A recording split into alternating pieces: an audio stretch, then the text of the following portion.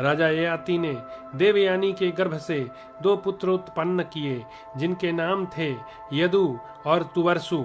वे दोनों दूसरे इंद्र और विष्णु की भांति प्रतीत होते थे। उन्हीं राजर्षि से विषपर्वा की पुत्री शर्मिष्ठा ने 3 पुत्रों को जन्म दिया, जिनके नाम थे द्रुहु, अनु और पुरु। वैशंपायन जी कहते हैं, राजा ययाति बुढ़ापा लेकर वहां से अपने नगर में आए और अपने ज्येष्ठ एवं श्रेष्ठ पुत्र यदु से इस प्रकार बोले। ययाति ने कहा, तात, कवि पुत्र शुक्राचार्य के शाप से मुझे बुढ़ापे ने घेर लिया। मेरे शरीर में झुर्रियां पड़ गई और बाल सफेद हो गए, किंतु मैं अभी जवानी के भोगों से तृप्त नहीं हुआ हूँ। यदो, तुम बुढ़ापे के साथ मेरे दोष को ले लो और मैं तुम्हारी जवानी के द्वारा विषयों का उपभोग करूं। 1000 वर्ष पूरे होने पर मैं पुनः तुम्हारी जवानी देकर बुढ़ापे के साथ अपना दोष वापस ले लूंगा। यदु बोले, राजन, बुढ़ापे में खाने पीने से अनेक दोष प्रकट होते हैं, अतः मैं आपकी वृद्धावस्था नहीं लूंगा। ययाति ने कहा, तात, तुम मेरे हृदय से उत्पन्न औरस पुत्र होकर भी मुझे अपनी युवावस्था नहीं देते, इसलिए तुम्हारी संतान राज्य की अधिकारिणी नहीं होगी। अब उन्होंने तुवर्सु को बुलाकर कहा, तुवर्सो, बुढ़ापे के साथ मेरा दोष ले लो। बेटा, मैं तुम्हारी जवानी से विषयों का उपभोग करूंगा। तुवर्सु बोले, तात, काम भोग का नाश करने वाली वृद्धावस्था मुझे नहीं चाहिए।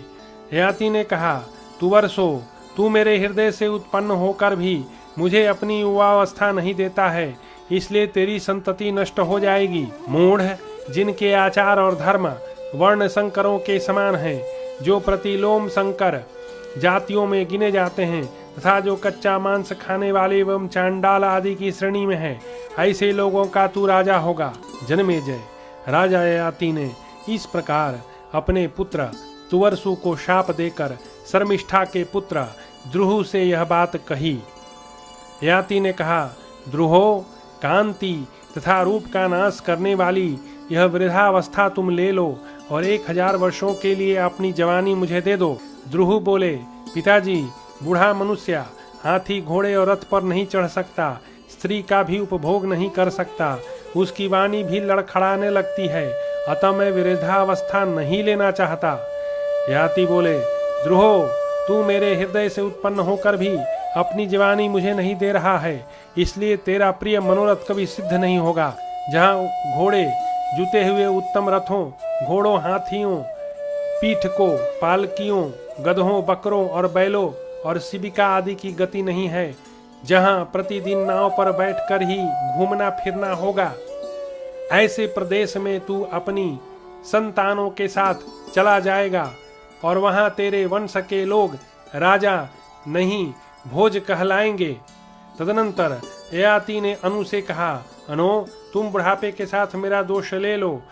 अनु बोले, पिताजी, बूढ़ा मनुष्य बच्चों की तरह असमय में भोजन करता है, अपवित्र रहता है तथा समय पर अग्निहोत्र नहीं करता, अतः ऐसी वृद्धावस्था को मैं नहीं लेना चाहता। ययाति ने कहा, अनु, तुम मेरे हृदय से उत्पन्न होकर भी अपनी युवावस्था मुझे नहीं दे रहा है और बुढ़ापे के दोष बतला रहा है। वृद्धावस्था के समस्त दोषों को प्राप्त करेगा। तेरी संतान जवान होते ही मर जाएंगी तथा तू भी बूढ़े जैसा होकर अग्निहोत्र का त्याग कर देगा। ययाति ने पुरु से कहा, पुरो, तुम बुढ़ापे के साथ मेरे दोष को ले लो और मैं तुम्हारी युवावस्था लेकर उसके द्वारा कुछ काल तक विषय भोग करूंगा। 1000 वर्ष पूरे होने पर मैं तुम्हें पुनः तुम्हारी जवानी दे दूंगा और बुढ़ापे के साथ अपना दोष ले लूंगा। वैशंपायन जी कहते हैं, ययाति के कहने पर पुरु ने अपने पिता से विनय पूर्वक कहा, महाराज, आप मुझे जैसा आदेश दे रहे हैं, आपके उस वचन का मैं पालन करूंगा।